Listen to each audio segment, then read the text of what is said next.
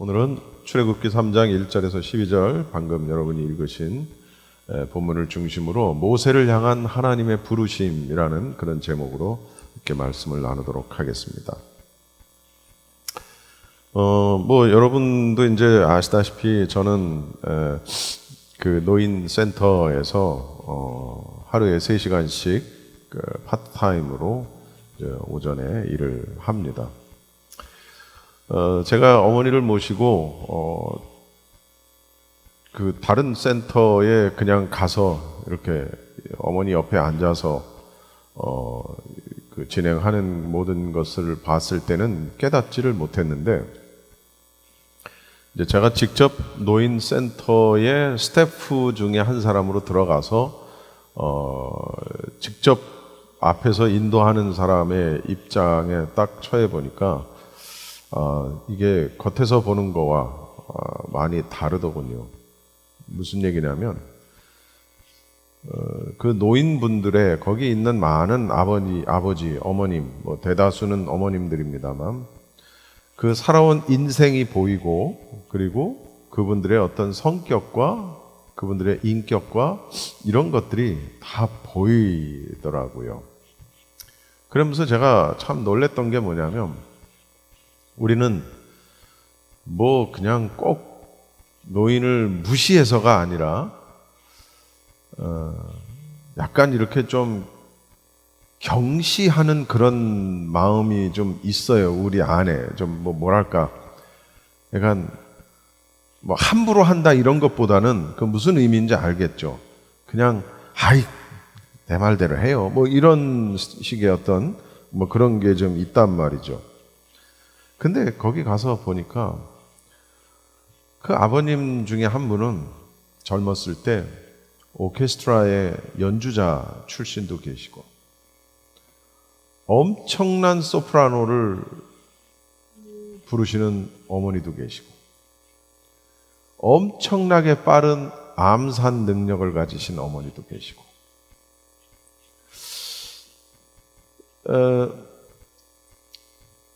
어머니가 이제 가끔씩 이제 노래를 하잖아요, 어머니들이. 근데 이쪽에 이렇게 하시. 그 어머니 이제 노래를 하시는데 한참 걸려. 왜? 이것도 끌고 나오셔야 되고, 일어나서 옷 입고 한참 걸려.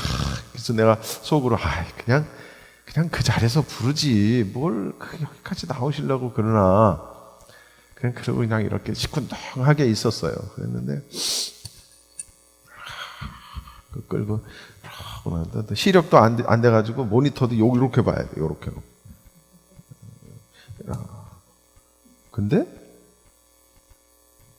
유심초의 사랑이여를 막 부르시는데, 처럼 아름다운 사랑이여, 어마어마한 소프라노가 나오는 거예요. 에이, 노인이 깜짝 놀랐어. 정말 그 80이 넘으신 노고를 이끌고 이러고 나와서 이러고 부르는데 하는데 그 소리가 눈 감고 들으면 20대 소프라노의 소리가 나오는 거예요. 근데 조금 잘하는 정도가 아니고 황전도사님보다 더 잘해. 깜짝 놀랐어요. 그랬더니 방에서 일을 하던 우리 스태프 한 분이 깜짝 놀라서 일하다 말고 나와가지고 누구야? 이러면서 이러고 보는 거 있잖아요. 근데 그분 나오실 때 이러고 그렇게 부르고 또 들어가실 때 이러고 들어가시고, 제가 회개했어요. 이게 그냥 노인 치고 잘 부르는 게 아니고 그냥 눈 감고 들으면 20대 현역 소프라노가 부르는 것처럼 부르더라니까요. 깜짝 놀랐어요, 저. 그리고 몸이 불편하신 아버님 한 분이 이제 못 나오셔. 몸이 불편해서 요 앞에까지만 나오셔. 근데 이태리 가곡을 부르신 오케스트라 연주자였어. 게임하죠? 아시죠? 게임하면 이제 점수 매깁니다. 그러면 몇백 점, 몇백 점. 그러면 막 똥통에 빠지면 몇백 점 또 마이너스 뭐 해요. 계산력이 빨라야 돼요. 근데 옆에 앉으신 강모 어머니, 예. 바로바로 나와. 바로바로. 그래서 내가 끝나고 왜 이렇게 암산을 잘하세요? 그랬더니 내가 옛날에 저기 은행 저기 하려고 주판을 좀 했어. 그러니까 우리는 더하기 보기. 근데 그분은 벌써 딱 하면 차차락 나오는 거야. 그래서 이게 노인들이 그냥 그분들은 태어날 때부터 노인이 아니었지. 예. 진짜 날리던 분들인 거예요. 90이 넘은 어머니들이 얼마나 많은지 몰라. 근데 우리 어머니는 게임도 안 되고 90이 넘은 어머니 94, 95 저보다 더 건강한 것 같아요. 근데 더 신기한 건 뭐냐면 유머 감각이 있어. 와, 정말 그 너스레와 그 유머 감각에서 내가 이 노인분들을 이렇게 막 무시할 게 아니구나, 이렇게 경하게 대할 게 아니구나. 근데 문제는 뭐냐? 이분들 중에 상당수는 치매기가 있고 허리 통증, 무릎 통증 때문에 제대로 못 움직여. 그분도 아까 노래 잘한다는 분하고 이름이 똑같은 분인데 사실은 라스트 네임만 다르고, 근데 이걸 끌고 다니시는데 허리가 굽어가지고 하다 말고 중간에 일어나서 막 이러고 나오면 왜요 어머니? 그러면 허리가 아파. 그래서 이제 이런 벽에다가 허리를 대고 이렇게 하는 거야.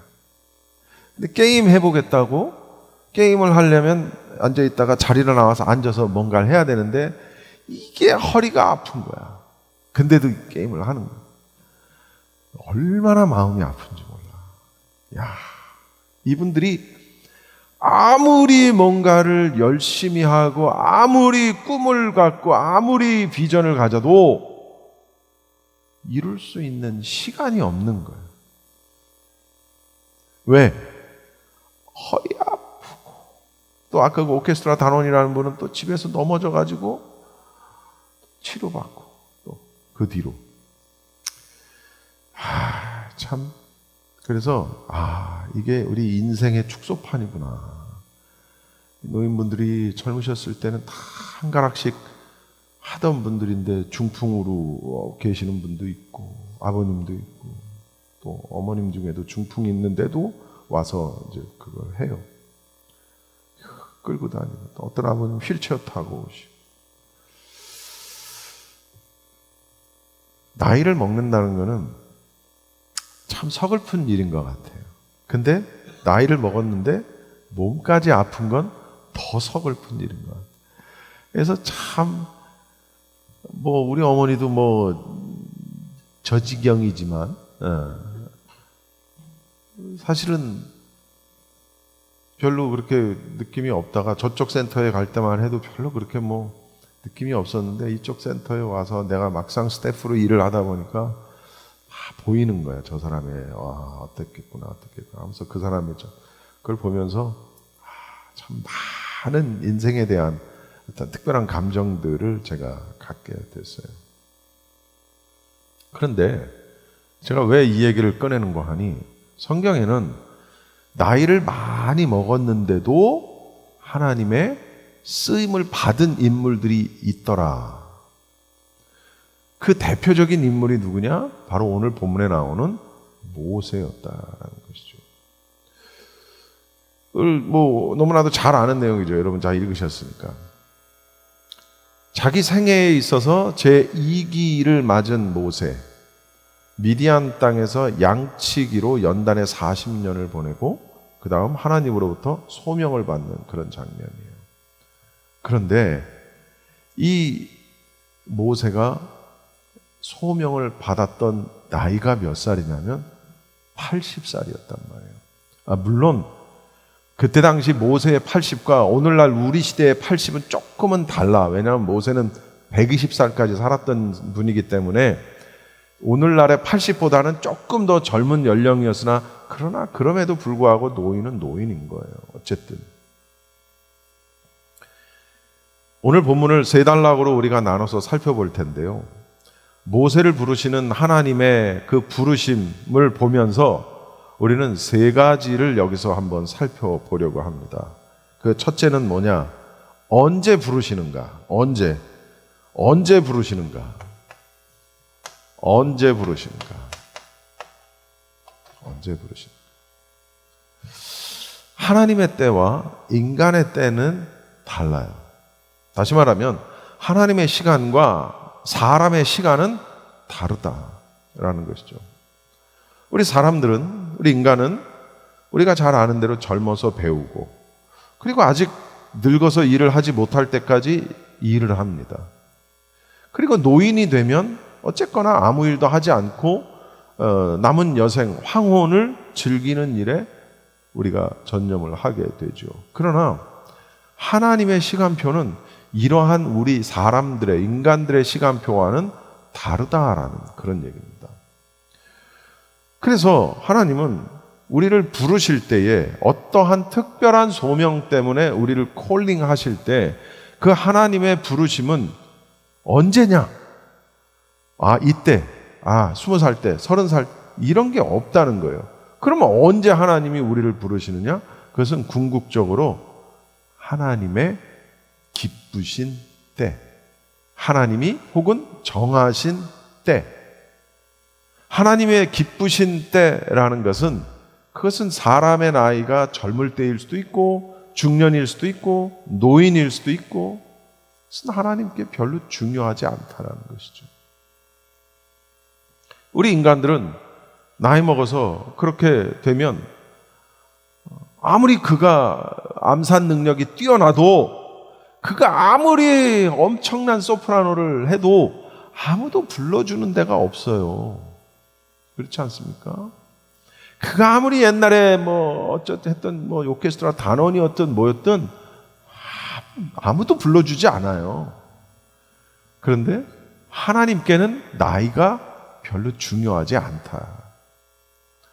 물론 하나님께서 사람을 부르실 때 특정한 때가 있어요. 그러나 다만 그것이 우리 사람들이 생각하는 젊음이나 혹은 능력이나 이런 거와 절대적으로 상관이 반드시 있는 것만은 아니라는 거예요. 이 얘기는 반드시 있는 것만은 아니란 얘기는 어느 정도 그런 경우도 있을 수 있다라는 걸 전제하는 겁니다. 그러면 하나님은 우리를 언제 부르시는가? 언제 우리에게 소명을 허락하시는가? 그것은 우리의 생각과 달리 바로 이러한 때. 언제냐면 우리가 겸손해지고 무능해질 때. 우리는 똑똑한 사람을 픽업해서 쓰기 마련인데 하나님은 똑똑하기 때문에 쓰는 경우도 있으시겠지. 그러나 궁극적으로는 우리가 낮아지고 겸손해지고 무능해졌을 때라는 것이죠. 오늘 본문의 주인공은 모세예요. 모세는 우리가 잘 아는 대로 그는 애굽 바로의 딸의 입양이 돼서 궁전에서 먹고 자랐던 인물입니다. 언제까지? 40살까지. 왕자로서의 삶을 누렸던 인물이에요. 그런데 오늘 1절을 한번 읽어보시면 1절에 다 나와요. 1절 한번 읽어봅시다. 시작. 모세가 그의 장인 미디안 제사장 이드로의 양떼를 치더니 그 떼를 광야 서쪽으로 인도하여 하나님의 산 호렙에 이르매. 모세는 양떼를 치고 있었어요. 그렇죠? 양떼를 치고 있었어요. 아니, 그는 왕자였는데 양을 치고 있어요. 광야에서. 모세는 40살까지 40살까지 궁전에서 살다가 도망자가 돼서 미디안 광야로 피신을 하게 됐고 여차저차 해서 이제 결혼을 하게, 장가를 가게 돼요. 그리고 그 자기 장인의 양떼를 돌보는 양치기가 돼서 또 다른 40년의 세월을 보내게 되는 거예요. 보세요. 왕자의 신분으로 40살까지 궁전에서 살았어요. 그런데 이게 도망자가 돼서 양치기 신분이 돼서 또 다른 40년을 살아요. 그게 쉬웠을까요? 절대로 쉽지 않아요. 여러분, 우리가 좋은 차를 타다가 그보다 조금 더 못한 차를 타는 것도 얼마나 힘든지 알아요? 자동차를 다운그레이드 하는 경우가 없어요. 다. 뭘 해요?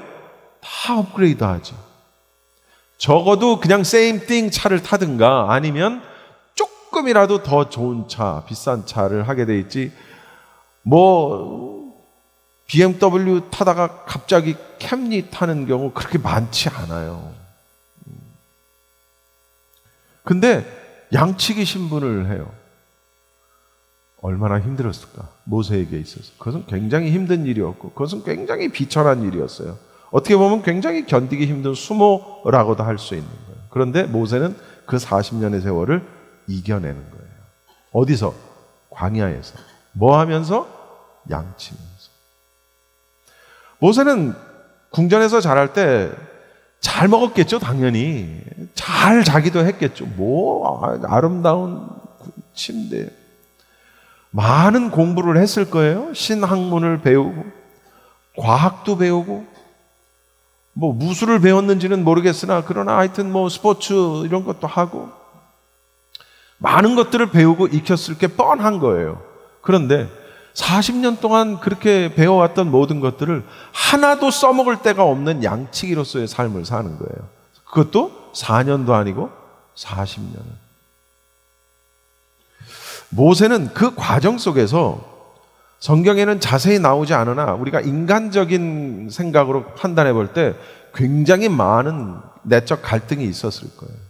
이게 내가 뭐지? 내가 지금 뭐 하는 거지? 도망치고 밤하늘을 보면서 눈물을 흘렸을 수도 있고 내가 지금 뭐 하는 건가? 그렇게 세월은 1년 한 해 지나가면서 모세는 하나하나 포기하기 시작을 했을 거예요. 그리고 그는 그 전에 갖고 있던 모든 지식과 모든 능력들이 하나하나 사장되기 시작합니다. 무능해지기 시작합니다. 억지로 겸손해질 수밖에 없는 거예요. 그게 모세였어요. 그랬더니 그 순간 하나님께서 드디어 모세를 부르시는 거예요. 콜링하시는 거예요. 여러분, 우리는 얼마나 주님의 때를 기다리는가요? 얼마나 하나님의 시간을 우리가 기다리는가요? 기다린다고요? 아니, 어쩌면 우리는 우리 스스로가 우리의 때를 정하지 않는지를 또 살펴봐야 된다는 것이죠. 하나님의 때가 있어요. 그 때는 내가 정하는 게 아니라는 것이죠. 물론 그렇다고 해서 하나님이 다 하실 거야. 내가 아무것도 안 해도 돼. 그런 건 아니에요. 어차피 하나님의 때 하나님이 알아서 하실 테니까 나는 아무것도 안 해도 되는 건 아니에요. 그러나 우리가 해야 될 것 중에 가장 큰 것이 뭐냐면은 나는 겸손해져야 되는 거예요. 나는 낮아져야 되는 거예요. 나는 준비되어져야 한다라는 것이죠. 무슨 준비? 언제든 드려질 수 있는 준비. 그게 필요하다라는 것이죠. 제가 문제 하나 내볼까요? 이 사람은 누구일까요? 뭐 10곡에 이런 거 있죠. 왜 20곡에? 이 사람은 누구일까요? 직업을 10번도 더 바꾼 사람입니다. 하는 일마다 실패해서 주위에서 별 볼 일 없는 사람으로 불렸던 인물입니다. 이 사람은 뱃사공도 했어요. 이 사람은 농부도 했어요. 이 사람은 노동자도 했어요. 이 사람은 장사꾼이기도 했어요. 그리고 이 사람은 군인이기도 했어요. 그리고 이 사람은 우체국 직원이기도 했어요. 감이 안 오죠? 그리고 이 사람은 법률사무소 직원이기도 했어요. 어느 분이 얘기했어요?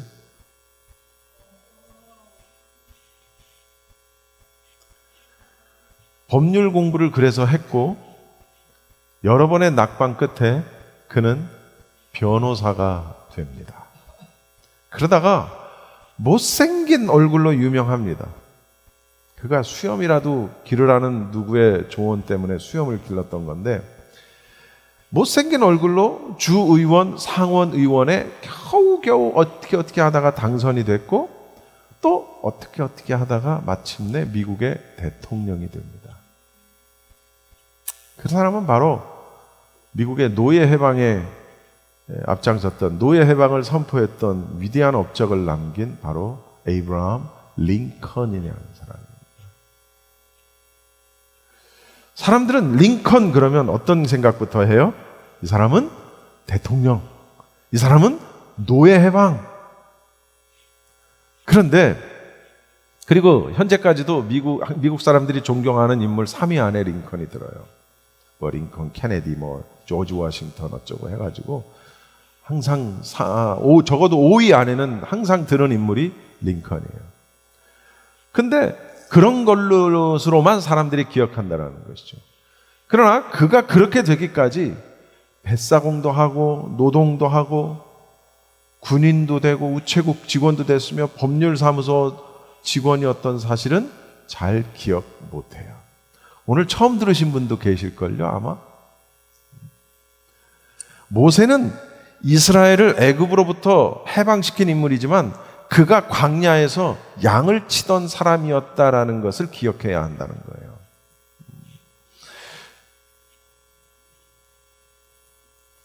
우리는 정말 겸손하게 주님의 때를 기다려야 한다는 것이죠. 겸손하게 우리의 삶 속에서 주님의 부르심을 기다려야 한다는 거예요. 언제 부르신다고요? 우리가 겸손해졌을 때, 우리가 낮아졌을 때, 우리가 무능해졌을 때 우리를 비로소 부르신다. 그럼 두 번째, 어디서 부르시느냐? 어디서?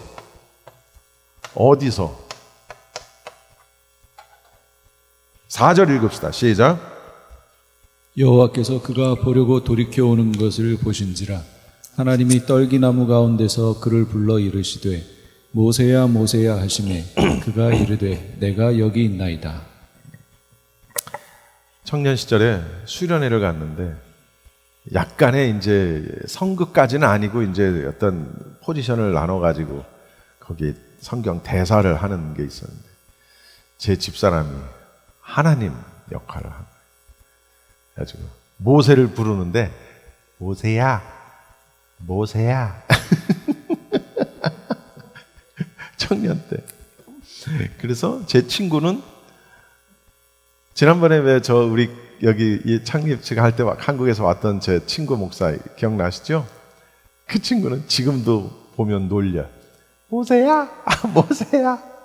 전혀 어울리지 않는. 그래서 이 모세야 이 양모만 나오면 늘 그게 떠올라서 혼자 웃곤 했어요. 모세는 양을 치던 광야에서 서쪽에 있는 호렙산이라는 곳에 이르릅니다. 근데 저기 불에 활활 타고 있는 떨기나무 하나를 보게 돼요. 그런데 참 신기하게도 분명히 불에 타는데 없어지지를 않아. 금방 타서 없어져야 되는데 없어지지를 않아. 너무 신기했겠죠? 누구라도 그 현상을 목격하면 신기해했을 거예요. 그리고 당연히 가까이 가서 볼 거예요. 모세 역시 똑같았어요. 너무나 이상했어. 처음 보는 장면이에요. 그래서 3절에 보면 내가 돌이켜 가서 이 큰 광경을 보리라. 떨기나무가 어찌하여 타지 아니하는고 하니. 안 타니까 신기해가지고 가서 이러고 본 거예요. 그런데 그때에 3절에 보면 이게 왜 이렇게 안 타지 하고 볼 때 그때에 떨기나무 앞에서 하나님이 모세를 부르셨던 거예요. 어떻게? 모세야가 아니겠지. 자, 무슨 얘기를 하려고 하냐면 물론 신비한 현상 때문에 그 궁금증을 해결하기 위해 떨기나무 앞에까지 가기는 갔고 거기서 부르심을 입었지만 그러나 궁극적으로 모세가 하나님을 만났던 자리는 어디냐면 그 부르심을 입은 자리가 어디였냐면 바로 그의 생활 현장이었다는 거예요. 그렇죠? 어디 저기 기도원에 가서 만난 게 아니었다는 거예요. 자기가 40년 동안 있었던 삶의 현장 속에서 하나님의 부르심을 받았다는 것이죠. 물론 우리가 어떤 하나님의 부르심을 받을 때 부르심의 장소가 특별한 곳일 수 있어요. 뭐 기도원에서 그럴 수도 있고 어떤 부흥회 예배 집회에서 그럴 수도 있고 뭐 성경 공부하다가 그럴 수도 있고. 그러나 모세는 자신의 삶의 현장 속에서 부르심을 입었다라는 사실을 우리는 주목해야 한다는 것이죠. 예수님의 제자들을 보면 또 우리가 쉽게 알 수 있어요. 뭐냐면 고기 잡는 그물을 깁다가 또는 고기를 잡다가 주님을 만난, 그러니까 자신의 삶의 생활 현장에서 성실히 그냥 열심히 그냥 묵묵히 일하고 있을 때 주님이 부르셨다라는 거예요. 적용해 볼까요? 우버 운전하다가, 식당 주방에서 서빙을 하다가, 네일 아트를 하다가, 약국에서 일하다가 하나님이 부르실 수 있다는 것이죠. 하나님의 소명을 받을 수 있다는 거예요. 그때 하나님의 부르심과 하나님의 계시를 놓쳐서는 안 된다는 거예요. 그러기 위해서는 늘 우리는 겸손하고 낮아져 있으며 하나님 앞에 때를 기다리는, 하나님의 콜링을 기다리는 그런 겸손함으로 우리가 늘 준비되어 있어야 한다라는 것이죠. 그러면 세 번째, 마지막으로 무엇을 위해서 부르시는가? 세 번째, 무엇을 위해서 그러면 부르시느냐라는 것이죠. 물론 이것은 각자마다 어떤 부르심의 어떤 내용이 다 다를 수 있어요. 그렇겠죠, 당연히. 그러나 궁극적으로 모두가 동일하게 적용되는 한 가지가 있다라는 얘기예요. 10절 한번 읽어봅시다. 시작. 이제 내가 너를 바로에게 보내어 너에게 내 백성 이스라엘 자손을 애굽에서 인도하여 내게 하리라. 하나님께서 모세를 부르신 목적은 아주 분명했어요. 모세야 스스로 깨달아라 하시지도 않았고 애매하지도 않았고 아예 정답을 딱 알려주셨어요. 뭐였죠? 이스라엘 백성을 애굽에서 구하라. 이게 모세를 부르신 하나님의 목적이었다는 거예요. 단지 한 사람을 구원하셔서 안주하는 삶을 살게 하기 위한 것이 아니고, 이렇게 하나님의 부르심에는 분명한 목적이 있는데 사역의 방편은 다 다를 수 있지만 그러나 그 모든 것의 공통된 부르심의 목적은 뭐냐면 내 백성을 구하라. 그것이 개인이 됐든 민족이 됐든 나라가 됐든 족속이 됐든 뭐가 됐든지 간에 어쨌든 내 백성을 구하라. 내 백성을 구하라. 여러분, 링컨은 미국의 노예 해방을 위해 하나님의 부르심이 있었다면 영국에도 노예 해방을 위한 하나님의 부르심이 있었어요. 그 사람이 이름이 바로 윌리엄 윌버포스라는 사람입니다. 우린 잘 익숙하지는 않죠. 이 사람은 아주 치열한 삶의 현장 속에서 소명을 발견한 사람이기도 하고요. 그리고 18세기 영국의 노예 폐지에 앞장섰던 인물이기도 합니다. 1785년 그가 25살이 되던 해였어요. 그때 당시 그는 어차저차 해서 영국 의회 안에서 일을 하게 됐습니다. 근데 하나님을 알게 되고 믿음 생활을 하다가 어느 날 내가 신학교를 가야 되나?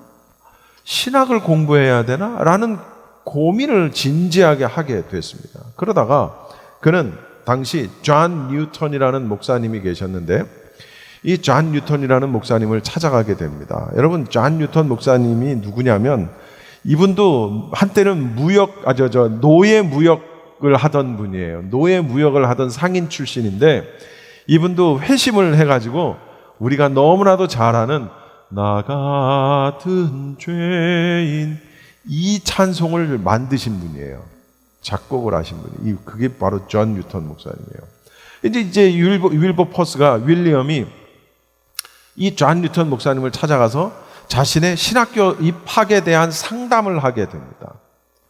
여차저차한데 이런 마음이 내게 있는데 어떻게 가야 될까요? 말아야 될까요? 그랬더니 뉴턴 목사님이 뭐라고 이 사람한테 조언을 했냐면 하나님은 당신이 신학교에 가는 것 이상으로 더 중요한 부르심이 있기 때문에 당신을 영국 의회에 보내지 않았을까요?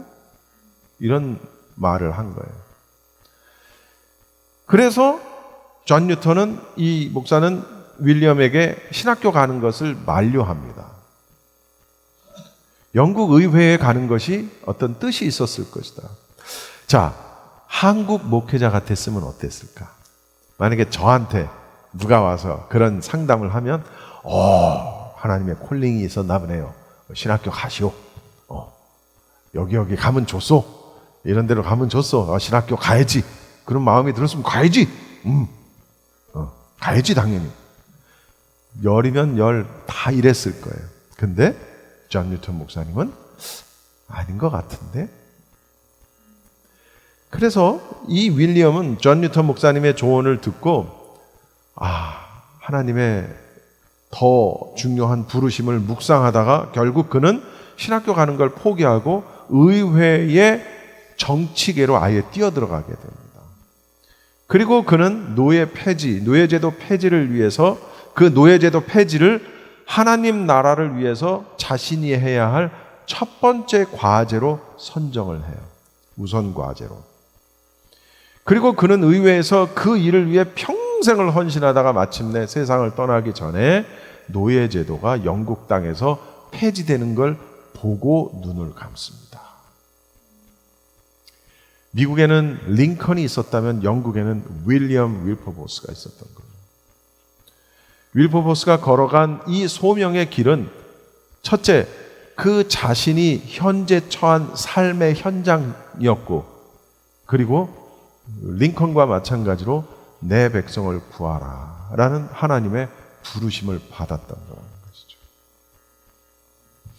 이처럼 하나님께서 우리를 부르시는 것은 많은 사람들을 섬기게 하기 위해서 우리를 부르신다. 특별한 어떤 은사를 가지고, 특별한 어떤 뭔가를 가지고 부르신다는 거예요. 각 사람에게 그래서 은사라는 걸 주시죠. 그러나 어떤 관련된 은사가 내게 없어도 하나님께서 쓰시겠다 하면 나를 기꺼이 드릴 수 있어야 한다라는 거예요. 여러분 달란트 비유 잘 아실 거예요. 너무나 잘 아실 거예요. 어떤 사람에게는 5달란트를 주시기도, 어떤 사람에게는 3달란트, 2달란트, 1달란트. 근데 5달란트 한 사람이 5달란트 더 많이 아무래도 남기잖아요. 근데 그 사람을 더 많이 칭찬하시지 않아요. 5달란트를 가지고 많이 남겼든 2달란트 가지고 요만큼을 남겼든 똑같은 분량으로 이 사람들을 칭찬하신다는 걸 우리가 알아야 돼요. 그러니까 10,000명이 모여있는 교회의 목회자나 10명이 모여있는 교회의 목회자나 하나님은 똑같이 책망하시고 똑같이 칭찬하신다는 거예요. 그게 사실 저 같은 목회자들에게는 상당한 위안이 되는 건 사실이에요. 만약에 10,000명, 1,000명, 10,000명에 있는 목회자한테 너 잘했어 이러는데 저 같은 사람한테 잘했어 이러면은 이건 좀 기운 빠지는 얘기죠. 근데 달란트 비율을 보면 그렇지가 않더라라는 거예요. 근데 야단을 치시는데 누구한테 야단을 치시냐면 1개의 달란트를 줬는데 그걸 남기지 못하고 땅속에다가 파묻어버린 사람을 야단을 치세요. 조금 남겼다고 야단치는 게 아니고 그걸 쓰지 않았다. 아무것도 하지 않은 자를 책망하신다는 것이죠. 부르심의 분량과 부르심의 내용과 달란트의 어떤 종류와 이런 모든 것들이 다 다르고 결과와 그 양과 이런 것들이 다 달라요. 그러나 그 부르심에 응답하지 않거나 그가 가지고 있는 은사를 사용하지 않고 묻어버리면 굉장히 큰 책망이 있을 거라는 걸 여기서 우리는 깨달아야 한다는 것이죠. 남이 못하는 내가 할 수 있는 무언가가 있다면 하나님의 은사예요, 그게. 근데 그거를 그냥 땅에 묻어버린다고요? 귀찮아요. 사실 모세는 그러한 하나님의 소명이 주어졌을 때 인양반은 바로 아멘 안 했어요. 사실 성경을 여러분 쭉 읽어보시면 아이고 하나님 바로가 내 말을 듣겠습니까? 아이고 하나님 나는 입이 둔한 자예요. 아이고 하나님 부르실 만한 자를 부르세요. 하나님도 짜증이 나시지. 그러니까 이거 이런저런 이적을 보여주시면서 그래가지고 아벨이 아니고 모세의 형이 뭐죠 이름이? 아론. 갑자기 생각. 그래서 모세의 형 아론도 보내주시는 거예요. 너 입술이 부족한 거 맞아요. 모세는 약간 더듬이었다 그래요. 그래서 아론을 보내주시고 온갖 뭐 손이 들어갔다 나오니까 뭐 지팡이를 던졌다 빼니까 막 뱀이 되고 막 그런데도 보내실 만한 자를 보내소서. 아멘 안 해요. 물론 모세는 그럼에도 불구하고 강권적인 역사로 인해서 끝내 하나님의 소명을 이룹니다. 그러나 그러한 강권적인 역사가 우리에게도 동일하게 적용되느냐? 그렇지 않을 수도 있다는 거예요. 그래? 그러면 너에게 있는 것이 다른 사람은. 나는 과연 부르심의 소명에 응답하고 있는가? 나는 과연 내가 가지고 있는 조그만한 재주와 은사를 하나님의 영광을 돌리고 사람들을 이롭게 하는 일에 쓰고 있느냐? 생각해야 된다는 것이죠. 말씀을 마치겠습니다. 모든 직장인은 정년이 되면 일터를 떠나요. 뭐 그렇죠. 누구나 예외일 수는 없습니다. 그러나 하나님 나라는 다르다는 것이죠. 네, 하나님 나라는 달라요. 하나님 나라에서 은퇴라는 단어는 찾을 수가 없어요. 허리가 아프고 다리가 아프고 해도 하나님이 쓰시겠다 하면 쓰시는 거예요. 우리의 소원은, 우리가 가져야 할 소원은 하나님이 쓰시고자 할 때 후회함이 없이 쓰임받는 것이어야 한다. 지금도 소명의 문은 활짝 열려 있죠. 아브라함 사용하시고 모세 사용하시고 시몬 안나도 만나주시고 그래서 하나님께서는 하나님 나라를 위해서 하나님의 영광을 위해서 내 백성을 위해서 우리 시니어들도 당연히 부르신다 라는 것을 우리는 모세를 통해서도 알게 되고 다니엘이 사자굴에 들어간 게 청년 때가 아니었다니까요. 그분도 아마 80세 때였을 거예요. 모세하고 똑같은 나이예요. 지금은 젊지만 우리 모두가 다 젊지만 그래서 그런 생각을 했어요. 나도 언젠가는 저 사람들 틈바구니에서 이거 할 텐데 나도 나이 먹으면 하겠지. 저분들은 뭐 태어날 때부터 그랬나? 저분들도 청년의 때가 있었는데 지금은 젊지만 나이가 들어 시니어가 돼도 하나님의 소명은 여전히 우리에게도 있다라는 사실을 우리가 명심하고 하나님의 부르심에 집중하시고 내가 가진 은사와 탤런트를 하나님의 영광을 위하여 다 쓰시는 여러분 모두가 다 되시기 바랍니다. 기도하겠습니다.